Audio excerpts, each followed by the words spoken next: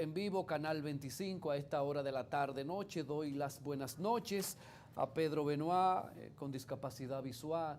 Él es profesor y además fue vicepresidente de la Asociación de Ciegos del Cibao. Con él vamos a conversar.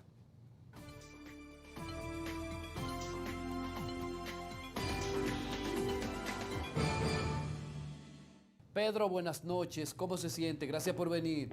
Buenas noches, Manuel. Bien, gracias a Dios. Hoy, Pedro, 3 de diciembre, Día de la Discapacidad Internacional. ¿Cómo reciben la fecha? Bueno, esta fecha prácticamente reviste una importancia extrema para todos los niveles de discapacidad, porque no solo la discapacidad visual. Este día 3 de diciembre, la Comisión de las Naciones Unidas declara este día como Día Internacional de la Discapacidad. Están en pantalla, Pedro, las imágenes de la actividad que desarrollaron en el día de ayer. ¿En qué quisieron llamar la atención? ¿En qué consistió? ¿Dónde salieron? ¿Dónde concluyeron? Sí, ayer y todos los años lo hacemos. Se hace una caminata saliendo desde el Parque Duarte hasta el Parque Colón, y cuando termina ahí, entonces se realiza una misa en la Iglesia de la Altagracia, que también se hizo el día de ayer. ¿Cómo, por ejemplo, hemos visto que se ha venido denunciando que los obstáculos, lo que hay en medio de las aceras, es un problema para ustedes? ¿Ustedes cómo logran caminar?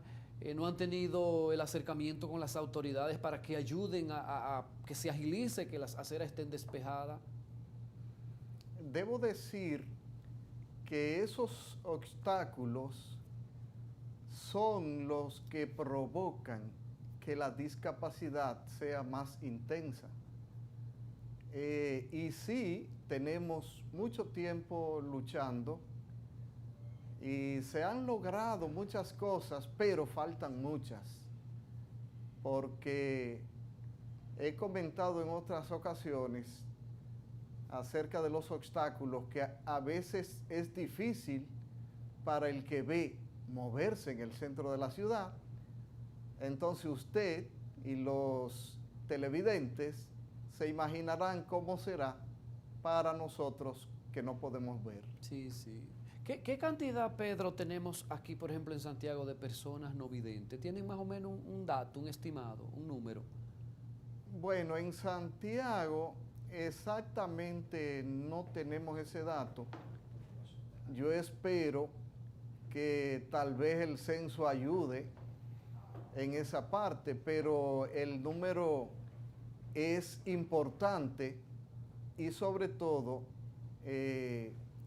puedo decir, no voy a decir el término, pero está en aumento, pero a una velocidad vertiginosa. Ustedes tienen, Pedro, una escuela aquí. Usted es educador. ¿Dónde está esa escuela? ¿Qué cantidad de ciegos tienen en la actualidad? ¿Qué se imparte allí? ¿Qué tan pronto aprenden lo que se enseña y sobre todo a salir a la calle o a las calles?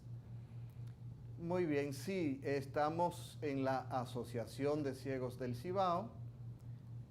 El centro está ubicado en la calle Cuba, número 53, entre las calles General Cabrera y 16 de agosto.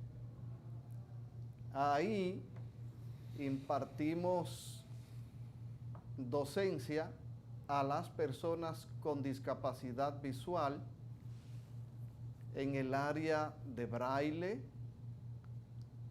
orientación y movilidad. Puedo decir que en el área de la informática y también la escuela normal, porque allá se da clase desde primero hasta octavo grado. ¿Qué edad reciben ustedes las personas? ¿De qué edad? Bueno, allá estamos trabajando con personas adultas porque ya los niños lo trabaja otra institución. Ok, ¿esto tiene un costo? ¿Reciben algún apoyo de los gobiernos central, municipal, de algunas entidades? Sí, se recibe apoyo del gobierno y algunas instituciones también apoyan, pero el servicio que se ofrece allá, aparte de que es totalmente gratis, también se colabora con los estudiantes con el transporte para que ellos se muevan desde sus hogares hasta la institución y viceversa. Usted habla de informática. La informática tienen sus aparatos, ¿verdad? Sus computadoras. ¿En qué tiempo se aprenden? Por ejemplo, ya ellos comienzan a poder manejar las computadoras. Bueno, todo depende porque no todos tienen el mismo desenvolvimiento, pero una persona 2, 3 meses puede ya estar manejando la computadora. Y el asunto del salir a las calles ya, el bastón, ¿también se le imparte, se le enseña? ¿En qué tiempo lo aprenden? El tiempo, no tenemos un tiempo establecido, pero depende de la actitud de las personas, porque usted sabe que el que ve y de repente, por la razón que sea, pierde la vista, es un trauma un poco fuerte que hay que superar, pero personas habilidosas en poco tiempo ya pueden estarse desplazando solos en las calles de nuestra ciudad. ¿Y cómo es, Pedro, por ejemplo, el que tiene su visión, que ve y la pierde? ¿Cómo es esto? ¿Cómo llega a la escuela? ¿Le es fácil, le es difícil poder aprender? ¿No hay un trauma, no hay una parte psicológica que hay que tratar? Claro que sí, unos más que otros, pero sí se trata el área psicológica, apoyo en todos los sentidos, pero la mayoría, en poco tiempo de haber estado visitando la escuela, se nota el cambio, pero abismal.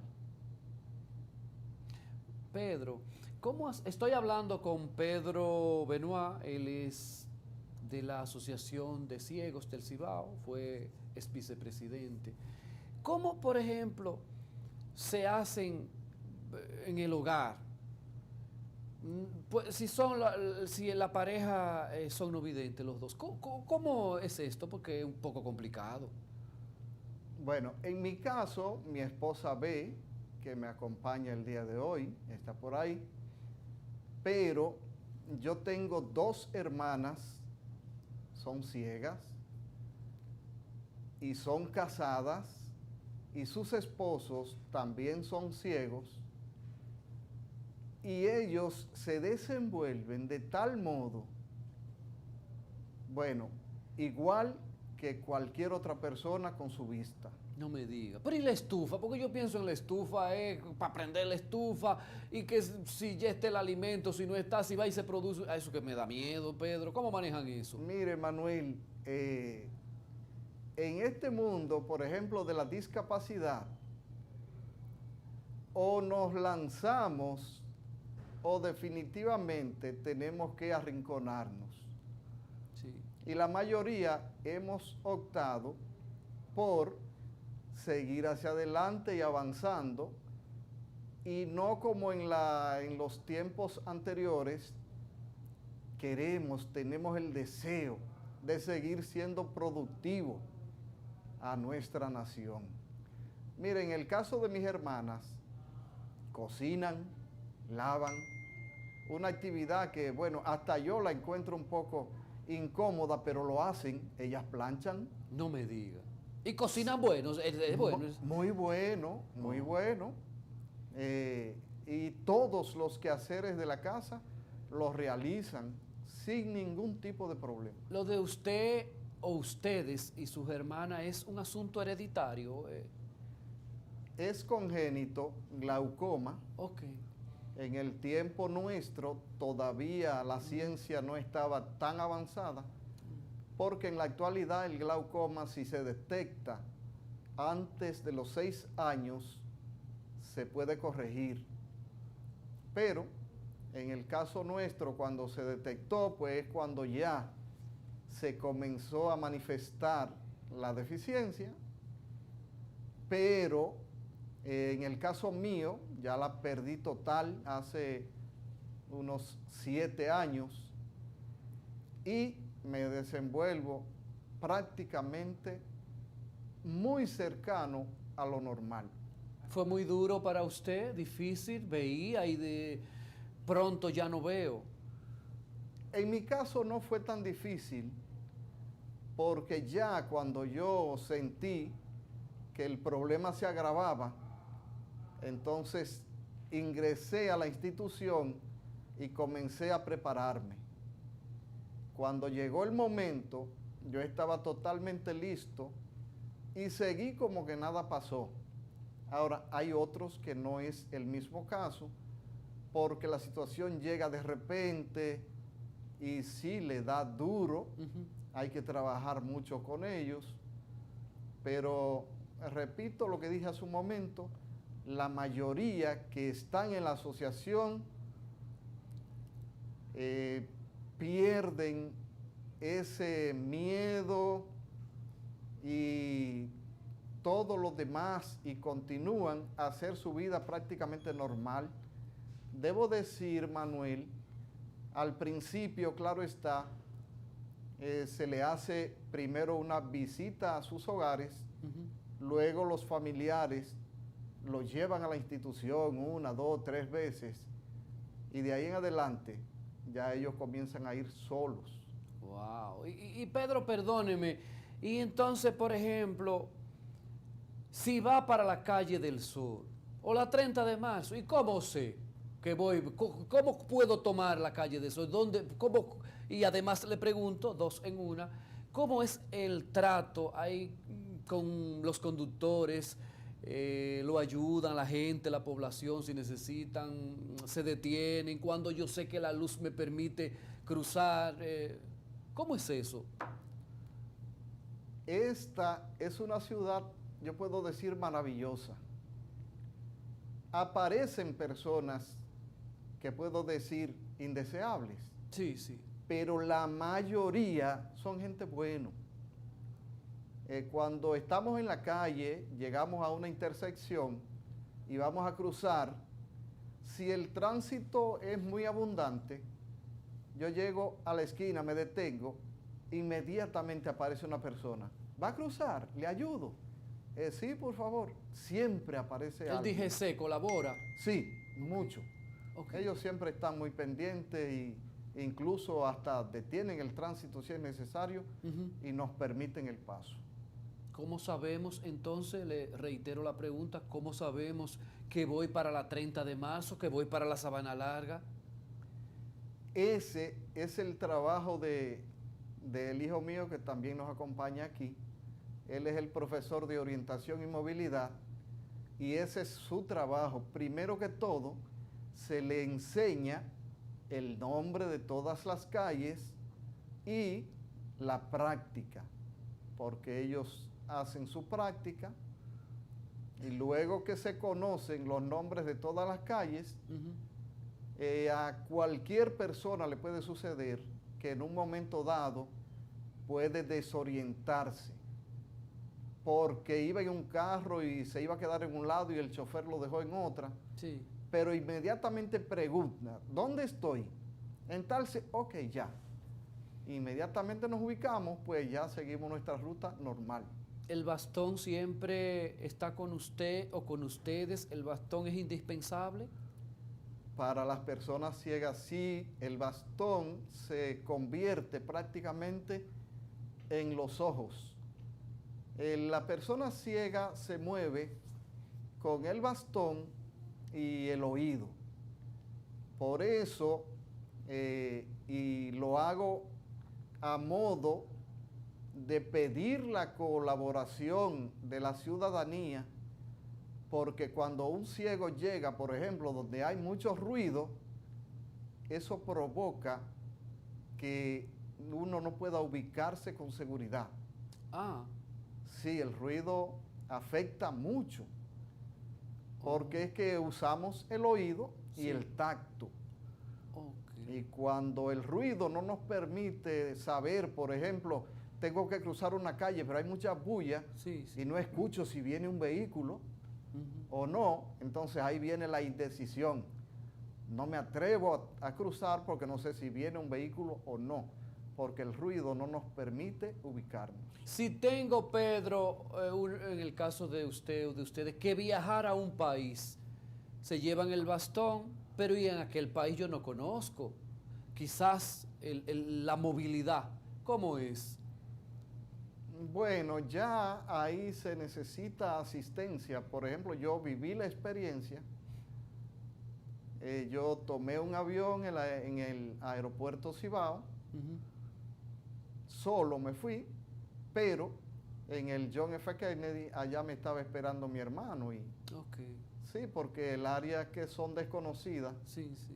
pues primero hay que ubicar, conocer y eso. Pero también podemos movernos porque la segunda vez yo llegué y tomé un taxi y me fui, llegué a la casa de mi hermano solo. Oh. Ustedes ya tienen, por ejemplo, aquí hay instituciones donde ustedes laboran, los ciegos que trabajan. Creo que en Corazán me parece que hay no videntes que trabajan, Sí, ¿verdad? en Corazán tenemos varios compañeros que laboran ahí, en Edenorte también, Ok. en los diferentes hospitales de aquí de Santiago. Se ha logrado mucho con respecto a la cuota Ujú, ujú. de empleo en el Sí. sector público y privado. Gracias a Dios, hay muchos compañeros que hoy día dejaron de ser una carga para la familia Sí, sí. y por el contrario, hoy día se sostienen y pueden ayudar a otros. Aquí, ¿cuántas instituciones que al final le pregunto que están trabajando con las personas no videntes? ¿Hay varias? Sí, en Santiago tenemos 5 o 6 instituciones ligadas sobre todo a la discapacidad visual, porque tenemos en otras áreas, por ejemplo, los físico-motores, tenemos escuelas de sordomudos, de autismo. Por ejemplo, en el área de la discapacidad visual, tenemos la organización, el Patronato de Ciegos, la Asociación de Ciegos del Cibao, tenemos la Asociación de Discapacidad para Ciegos, Ujú. el Bastón Blanco. Tenemos varias instituciones que estamos trabajando con personas con discapacidad visual, pero en la asociación yo creo, aunque es mi institución, pero es una de las que más trabaja en Santiago en el área de la discapacidad. Ok, muy bien. Yo agradezco la presencia de Pedro Benoit, también a su familia que le ha acompañado, él con discapacidad visual. Él es profesor, dirigió, es vicepresidente de la Asociación de Ciegos del Cibao y espero que se siga creando conciencia y que las autoridades se interesen en seguir quitando lo que molesta, lo que perturba, los escombros, los obstáculos, ese tipo de cosas para que ellos puedan movilizarse de la mejor manera. Gracias, don Pedro, gracias por venir. Gracias a usted, Manuel, y quiero finalmente aprovechar porque este Canal 25 tiene cobertura nacional e internacional, y aprovecho para decir a cualquier persona que conozca a alguien que perdió la vista y está en su casa, no visita ninguna institución, puede llamar al teléfono 809-724-0359 y les aseguro que se le va a ayudar. Muy bien, muchas gracias, Pedro. Vamos a una pausa, vengo a la parte final, que me quedan algunas informaciones.